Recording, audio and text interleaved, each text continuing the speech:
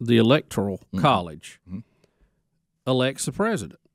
And unless Donald Trump held them at gunpoint, then the election is not stolen. It just didn't go the way you wanted it to, and it didn't match the popular vote, and that hurt your feelings. I mean, that's the bottom line. Well, and I understand if you lose a popular vote, you feel like you've been cheated. I got that. But he didn't steal the election, and you're not being intellectually honest to say that. I know you don't like him. You don't like his style. You may not. You don't like his politics. All that's fine. Yeah. But I don't think you do yourself a service to say he stole the election, because you're lying. You're lying about it. And if you're going to lie about that, how can I trust you with anything else? Right. If the only way to actually steal an election with the popular vote is to live in a country that goes by the popular vote. Right. You live in a country that's a constitutional republic that, as Bubba said, has 50 presidential elections. That's it. That's the key. Yeah. And what that means is the founders, which I'm glad they did this, said unless we do this, and that's why Bubba said the smaller states wouldn't agree to it, whatever is the political flavor of the largest cities in our country, they will always run the country. And they had dealt with that. Yeah. In France and England. They had seen how the big metro areas dominated the countryside, and they didn't want that to happen. So the states were not going to join unless they had protection.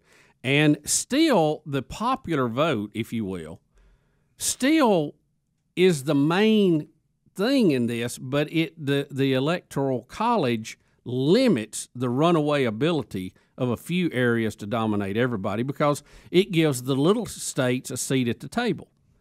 Still, the population is going to have their way most of the time. Because states with the most population have more votes. Right. So, but here is the key, and this is what you can never forget. When we won our independence from England, they granted independence to 13 independent countries, okay? The colonies at the time, each one of them was an independent state, or the term that would better be understood by us now, independent nation. Okay, and then they had to come together to form a union. You remember the song, how we came together to form a more perfect union? But when they joined the club, they all had their own arrangement. You're going to have to do this if you want us in your club. And the small states had to have protection against a runaway metro area in the presidential election. That's why we have it. So the key, when you think about a presidential election, is we have 50 mini elections that choose the president, not one big one across the country. Yeah. And if you look, the founders also, and that's 100% right, but they also said you got to be real careful when you get to just a popular vote. It's easy to manipulate it and not have a true outcome, and it also you're now held victim to the whims of the current climate of the country, as opposed to going through a process with a lot of gaps and stops to have a little more, a less emotional response to things. It was a big circuit breaker. Yes. It was also dictated by the time because they did not have electronic communications, right, and they had people had to travel to do things. So it's a system that has served us well. So, do we want to change that in the future? We might. Look, we don't still elect a president and vice president the way the Founding Fathers meant for it to be. Right. We changed that so that they run together now. Right. In the old days, the second place girl got to be the vice president. So we have changed things, and maybe it needs to be changed. Maybe we need to look at it. Maybe we don't. But if you break that contract, the small states have the right to opt out of the nation at that point. Well, just like Texas said. Yeah, Texas, they were going to – if you do away with the Second Amendment, Texas is out. So then the other narrative, so we've killed the narrative of Trump stole the election. That's not genuine. That's disingenuous. That's a lie, because he won the election on the way we elect presidents. Mm-hmm. End of subject. The other thing is, and you watched this last night, we won't spend any time on this, but I noticed again last night, didn't see the other speakers. I assume it was the same.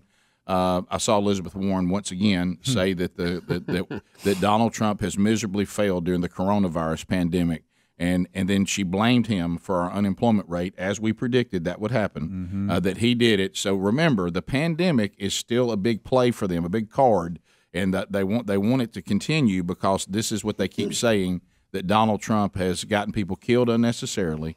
He's cost you the economy. He's cost you these large unemployment numbers, and the pandemic has been mishandled, and that his administration has been horrible during this. Don't put them back in. Then you get into the lectures that we get about good behavior. Oh, yeah. This is the most outlandish for the left, the home of Bill Clinton, Hillary Clinton, all these people. And now, I hate to, like Bubba just mentioned, we're going to talk about it, Obama and OBAMAGATE. Their whole deal is that Donald Trump is just his behavior. I mean, just the way he behaves and the way he handles himself. We're so nice. We follow the rules. We do everything the way it's supposed to be done. Donald Trump is just he's just brought shame to the Oval Office. No, the Oval Office was already stained before this shame. So here's some of the facts that were put out. You are Adler. It's going to be Adler, Rick, and he tweeted this out. It says, "Welcome, Barack and Crooked Hillary. See you on the battlefield.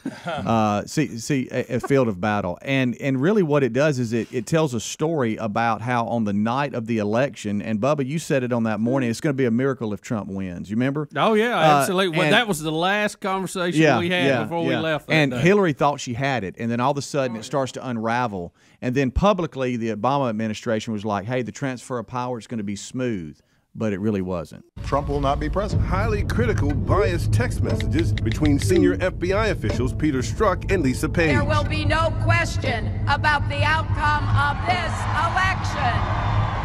And she got ahead of herself. This utterly stunned this campaign. Head home. You should get some sleep. We'll have more to say tomorrow.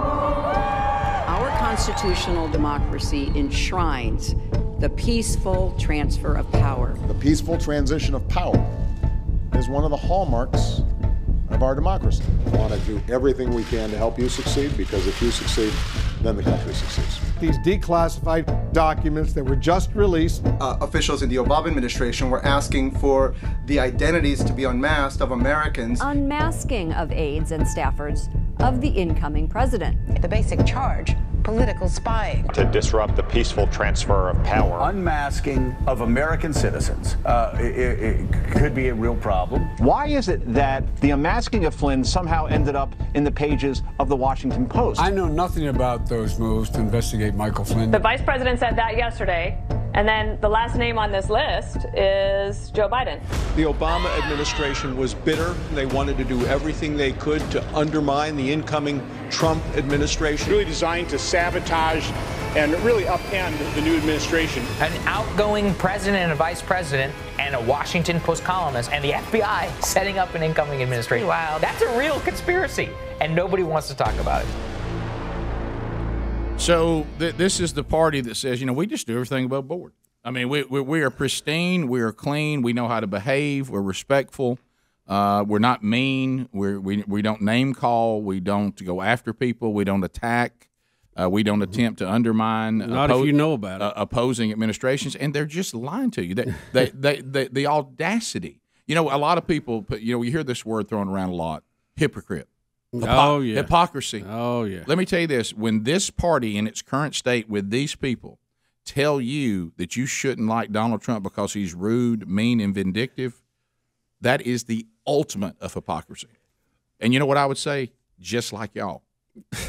Well, you're battling yourself with just a different letter by his name. Trump said something yesterday that I think may be the most honest thing I've heard in politics in a long time. And think about this. He said, I'm here because of Obama and Joe Biden. Oh, yeah. We've said this. The rhinos and the far left, y'all created the monster Trump. Absolutely. And your action right now is going to give you another term of Trump. We'll be right back. Rick and Bubba, Rick and Bubba.